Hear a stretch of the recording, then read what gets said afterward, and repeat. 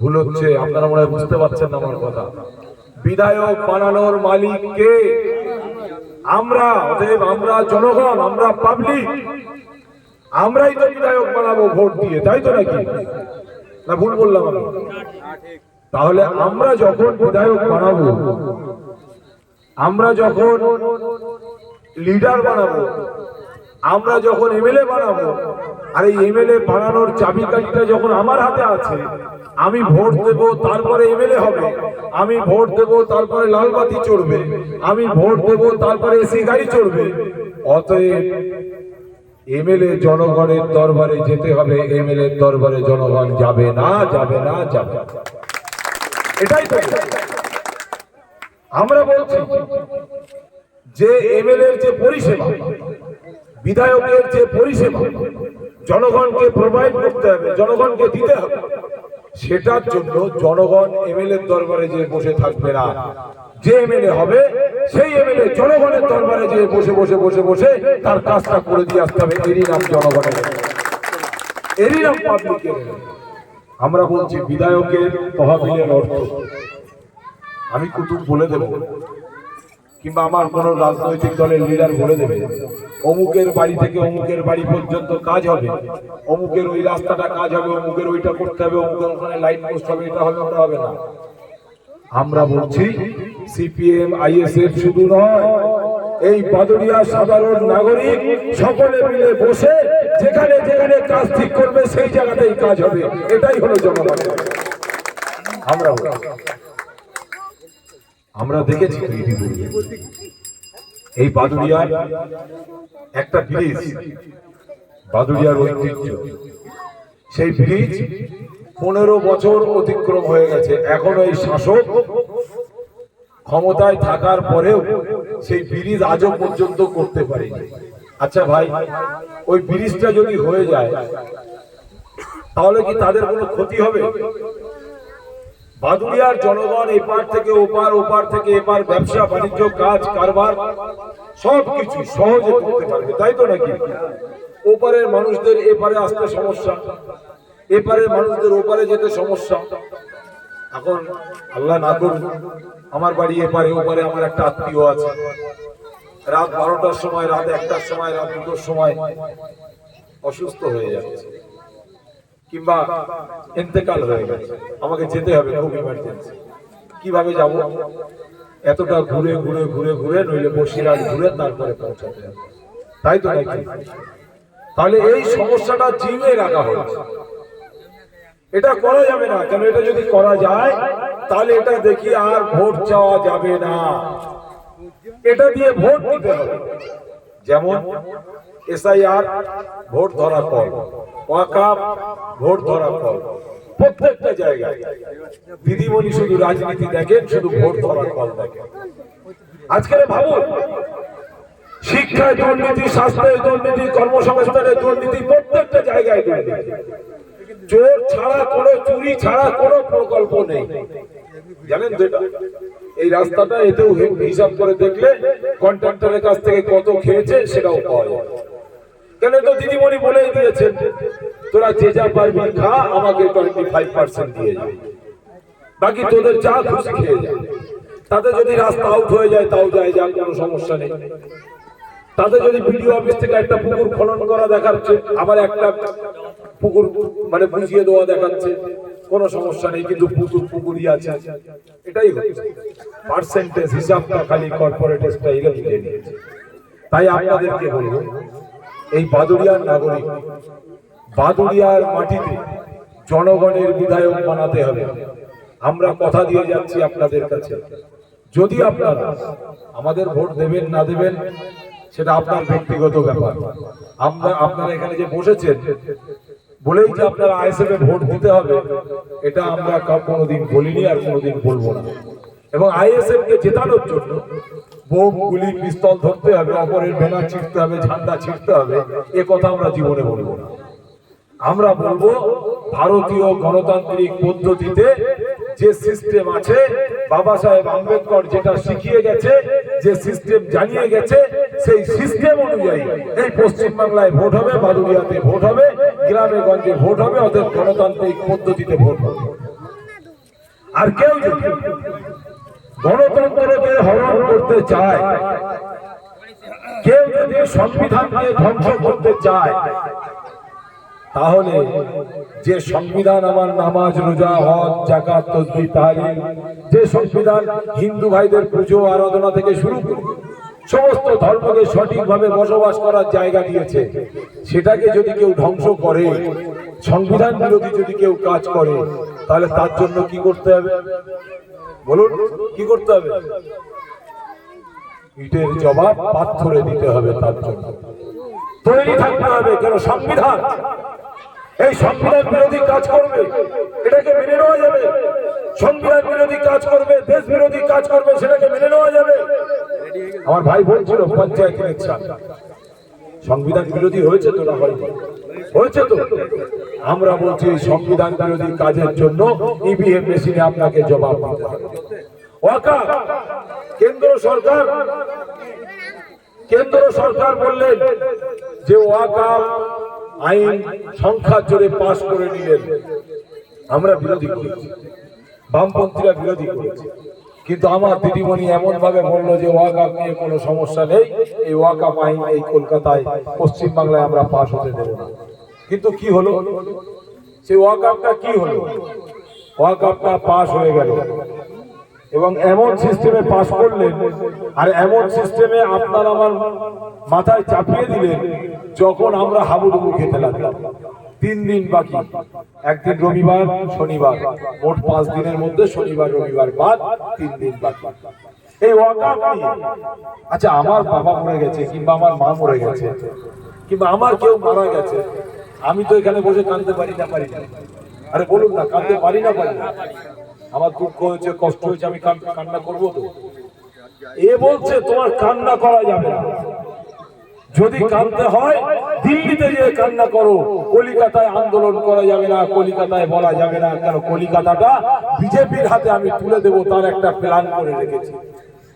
কলিকাতাটা RSS এর হাতে তুলে দেবো, তার একটা প্ল্যান করে রেখেছি। আর আমার প্ল্যানটাকে তোমরা ভেস্তে দিতে চাও, এটা হতে দেওয়া যাবে না।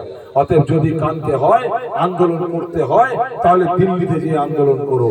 তাই আমরাও 2026 নির্বাচনে আমরাও আওয়াজ দিয়েছি, যদি ভোট চাইতে হয় তাহলে দিল্লিতে যে ভোট চাও, পশ্চিমবাংলায় ভোট চাও। কার কাছে ভোট চাইবেন আপনি? আপনি যার বাপদাদা 14 পুরুষের কবরস্থানটা ধ্বংস হয়ে যাচ্ছে, যার বাপদাদা 14 পুরুষরা নিজেদের জমিকে দান করে কবরস্থান বানিয়েছে, মসজিদ বানিয়েছে, মাদ্রাসা বানিয়েছে, সেটাকে 1 নম্বর খতিয়ানে গভর্নমেন্টের আন্ডারে দিয়ে দিলেন। আপনার আমার মসজিদের জায়গাটাকে ভেঙে গুড়িয়ে দিয়ে মদের ফ্যাক্টরি তৈরি হবে তার ব্যবস্থা করলেন। এটা মেনে নেওয়া যাবে?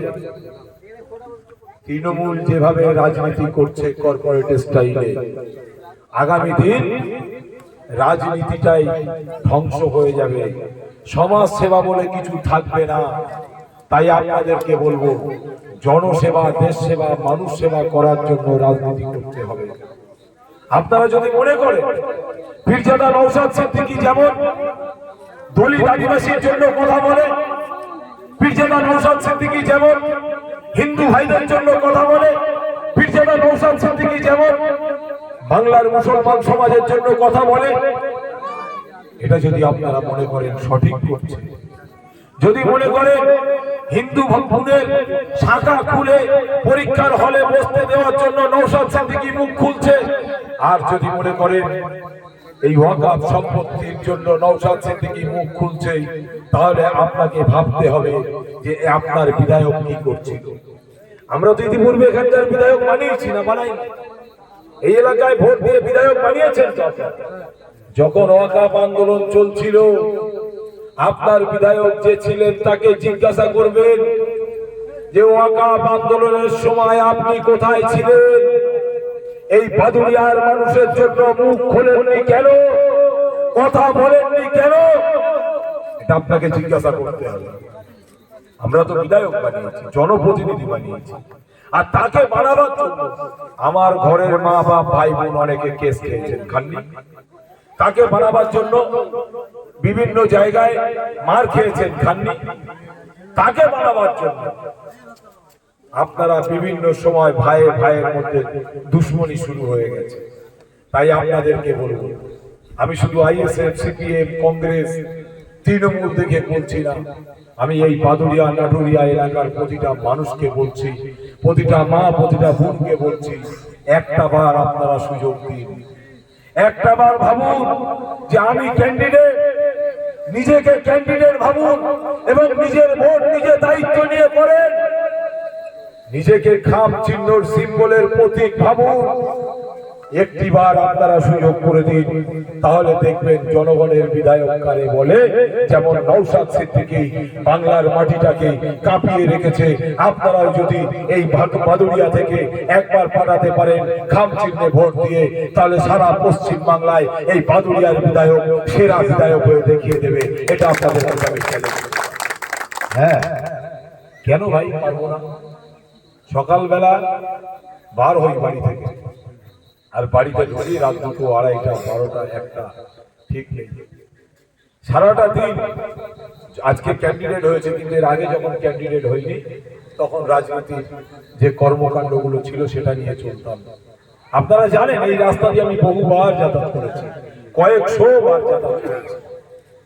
আমার উদ্দেশ্য একটাই, আমি একজন মাওলানা টাইটেল পাস, আমি পারতাম মিলাদ মাহফিল করতে, আমি পারতাম তদবির তাগিদা করে ঘরে বসে ইনকাম করে ডাল রুটি খেতে, আমি পারতাম।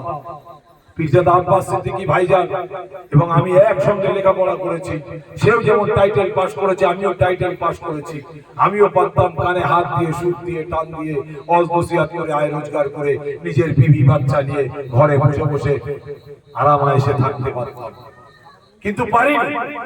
আমার জীবনটাই অতিবাহিত হয়েছে আন্দোলন সংগ্রামের মাধ্যম দিয়ে।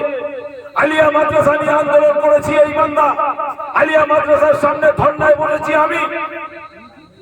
শুধু আলিয়া মাদ্রাসা নয়, সারা পশ্চিম বাংলায় যখন মাদ্রাসা শিক্ষা ধ্বংস করার চক্রান্ত করেছিল এই তৃণমূল কংগ্রেস, যখন শিক্ষক নিয়োগ করছিল না, যখন কামেল পাস এমএম পাস ছেলেদেরকে এসএসসি এমএসসি তে বসার সুযোগ দিচ্ছিল না, তখন আমরাই আন্দোলন করেছি। মানুষের স্বার্থে করেছি, নিজের স্বার্থে নয়। এই তৃণমূল পার্টির নেতারা অনেক সময় আমাকে অফার দিয়েছে, নাও চাকরি নাও, ঘরে বসে যাও। আমি শুধু একটাই উত্তর দিয়েছি যে জাতির সাথে এই বান্দা ভিক্ষা করে খাবে তাও ভালো, কিন্তু জাতির সাথে গাদ্দারি করবে না, বাংলার মুসলমান সমাজের সঙ্গে গাদ্দারি করবে না। এই ওয়াদা, তাই বলছি আপনাদের একটা বার সুযোগ দিন। আজকে ভুরি ভুরি মিথ্যা কথা চলছে বিধানসভার মধ্যে, সকাল থেকে সন্ধ্যা পর্যন্ত পুরো মিথ্যা ভাওতা চলছে। আর আমার রাজ্যের মাননীয় শুধু সাম্প্রদায়িক তাস খেলছে, শুধু হিন্দু মুসলমানের তাস খেলছে, এবং বিজেপিতে যারা খেলছে তাদেরকে ধরে অ্যারেস্ট করতে পারছে না। আজকের সব থেকে বড় যে সাম্প্রদায়িক সেই শুভেন্দু অধিকারী, তার এত বড় বড় কথা বলার সাহস হয় কোথা থেকে? আজকের যে অসীম সরকার, এত বড় বড় ইসলাম বিদ্বেষী কথাবার্তা বলার সাহস হয় কোথা থেকে?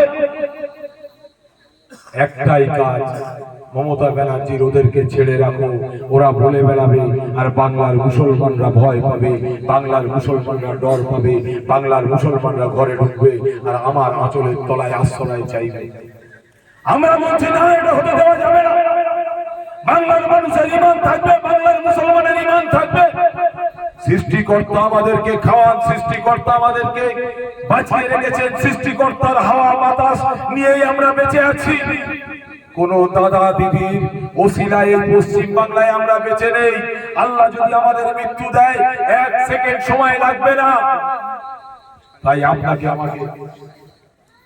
আপনাকে আমাকে ভাবতে হবে যে কোন জায়গায় নিয়ে যাচ্ছে।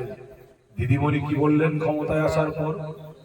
ধর্ম যার যার উৎসব, সবার বলেছেন না? এটা একবার অ্যানালাইসিস করে দেখেছেন কত বড় বাজে কথা বলেছেন? আমার কুরবানির ঈদে আমি একজন হিন্দু ভাইকে ডাকবো, ডেকে বলবো এসো আমার বাড়িতে, বলা যাবে? তাহলে কত বড় বাজে মন্তব্য। হ্যাঁ, উৎসবে হিন্দু ভাই তো আমার বাড়িতে আসে, মুসলমান ভাই তো হিন্দু ভাইয়ের বাড়িতে যায়, আমরা এক টেবিলে বসে চা খাই, এক জায়গায় বসে ওঠা বসা করি, এক দোকানে বসে কেনা বেচা করি, হিন্দু ভাই মুসলমানের দোকানে কেনে, মুসলমান ভাই হিন্দুর দোকানে কেনে। কিন্তু আজকের দিনে এমন একটা পরিবেশ তৈরি করছে দিদি আর মোদি দুজন মিলে সেটিং করে। আজকেও একটা বক্তব্য দেখবেন দিয়েছে, ফেসবুক হোয়াটসঅ্যাপে চলছে। দিদিমণি কি বলছে? এসআইআর বিজেপি সরকার করলো, আর এই এসআইআর এর বিরুদ্ধে আপনারা ভোট দেবেন তো? আরে তাই যদি হয় তাহলে এসআইআর এর বিরুদ্ধে যদি ভোট দিতে হয় তাহলে ইন্ডিয়ান সেকুলার ফ্রন্ট এবং বামপন্থীদেরকে দিতে হবে, এই তৃণমূলকে দূর করতে হবে। আমি নিজে গিয়েছি নওশাদ সিদ্দিকী ভাইজানের সঙ্গে, আমি নিজে গিয়েছি নওশাদ সিদ্দিকী ভাইজানের সঙ্গে কলকাতায় যে অফিস আছে নির্বাচন কমিশনারের, সেই অফিসে ডেপুটেশন দিতে গেছি। একদম পরিষ্কার আমাদেরকে জানিয়ে দিয়েছে যে এসআইআর এর এত গন্ডগোল, এর দায় এই রাজ্য সরকারের। কারণ আমরা চেয়েছিলাম অন্য অন্য রাজ্যের মতো এসআইআর কিছু অফিসার নিয়োগ করি, বলছে না কোনো অফিসার নিয়োগ করা যাবে না, কোন কর্মী নিয়োগ করা যাবে না, কোন কম্পিউটার প্রশিক্ষিত মানুষকে নিয়োগ করা যাবে না। আমার মাস্টার সাহেবরা আছেন, আমার কর্মচারীরা আছেন, তাদেরকে দিয়ে আমি ঠিক ম্যানেজ করে কমপ্লিট করে নেবো, তোমার অত চিন্তা করতে হবে না। তার জন্য যা টাকা পয়সা খরচা লাগে এ দায়িত্ব আমি নিলাম। আরে দিদিমণি, যদি এসআইআর বিরোধী প্রকৃত হতো তাহলে পরিষ্কার করে এটা আপনাদের বুঝতে হবে। এসআইআর নিয়ে দিদিমণি যে কথা বলেছিলেন, একটা কথা তিনি মেনে চলেননি, পুরোটাই ভাওতা দিয়েছেন। যেমন তিনি লোক নিয়োগ করেননি এবং টাকা ইনভেস্ট করেছেন, তার সাথে সাথে এই দিদিমণি খালি আন্দোলনটা দেখিয়ে গেছেন কলকাতায়, কিন্তু গ্রামে গঞ্জে সব একটা করে ক্যাম্প খুলে বসিয়ে দিয়েছেন। যাও এসআইআর এর ফর্ম ফিল আপ করো, এই করো সেই করো। আমরাও করেছি, কিন্তু আমরা বলেছি এসআইআর হোক। তা কেন হবে, কেন হবে না? মৃত্যু ভোটারের ভোট আপনি দিতে দেবেন? বলুন, যে ব্যক্তি মরে গেছে তার ভোট দিতে দেবেন? যে বাইরে আছে, অন্য রাজ্যে আছে, সেখানেও ভোট দিচ্ছে, এখানেও ভোট দিচ্ছে, দিতে দেবেন? আমরা বলেছি এসআইআর হোক, স্বচ্ছভাবে হোক, দুর্নীতি মুক্ত হোক। এসআইআর হোক, বাংলার জনগণ সঠিক যে ভোটার তার ভোটটা দিতে দেওয়ার ব্যবস্থা হোক, এবং যে ব্যক্তি এই এসআইআর এর নাম বাদ যাবে তার জন্য এটাও জেনে রাখুন, সুপ্রিম কোর্ট, হাইকোর্ট, যেখানে যেতে হয় আমরা কিন্তু যাব, আপনাদেরকে ছেড়ে কথা বলবো না, এই কথাও আমরা বলেছি। কিন্তু রাজ্য সরকার এসআইআর বিরোধী বলে এসআইআরটাকে সুন্দরভাবে করে আর বিজেপির বিরুদ্ধে এখন বলে এই তৃণমূল আর বিজেপির বাইনারি। মিডিয়া দেখুন না, মিডিয়া দেখুন, কোন রাজনৈতিক দলের খবর আছে? এবিপি আনন্দ, 24 ঘন্টা, আনন্দবাজার পত্রিকা থেকে বিভিন্ন বড় বড় চ্যানেল, বিভিন্ন বড় বড় প্রিন্ট মিডিয়া, ইলেকট্রনিক মিডিয়া গুলো দেখেন, আছে খবর? এরাও একসঙ্গে লেগে পড়েছে। এই খবর করো যে বাইনারি সিস্টেম করো, তৃণমূল আর বিজেপি, তৃণমূল আর বিজেপি, তৃণমূল আর বিজেপি। মানুষের মাথা থেকে শিক্ষা চুরির কথা ভুলে যাবে, স্বাস্থ্য চুরির কথা ভুলে যাবে, কর্মসংস্থান চুরির কথা ভুলে যাবে। শিক্ষা থেকে শুরু করে যত দুর্নীতি, কয়লা চুরির কথা, বালি চুরির কথা, সোনা চুরির কথা ভুলে যাবে। কেন এসআইআর এমন একটা প্ল্যান করে দেব, প্রত্যেক দিন শুধু বিডিও অফিস, একবার এসডিও অফিস, একবার কোর্ট, খালি ব্যাগ নিয়ে দৌড়াবে, খালি ব্যাগ নিয়ে দৌড়াবে। সেই লাইন করে দেব পশ্চিম বাংলার মানুষের। তারা ভোট দেওয়ার সময় শুধু বলবে, চলো বাঁচার আর লাইন নেই, মমতা ব্যানার্জিকে এই ভোটটা দাও। আমরা বলছি এটা হতে দেওয়া যাবে না, এটা করা চলবে না। কেন? যার ট্যাক্সের টাকায় আপনার মাইনা হয়, যার ট্যাক্সের টাকায় আপনার গাড়ি চলা হয়, যার ট্যাক্সের টাকায় আপনার ফ্যামিলি চলে, তাদের সঙ্গে বাঁধলাম। এই রাজ্যের জনগণই হলো এই রাজ্যের মালিক, এই রাজ্যের পাবলিক হলো এই রাজ্যের মালিক। এই বাদুড়িয়া বিধানসভার মানুষ হলো বাদুড়িয়া বিধানসভার মালিক। অতএব মালিককে মালিকের জায়গায় রাখতে হবে।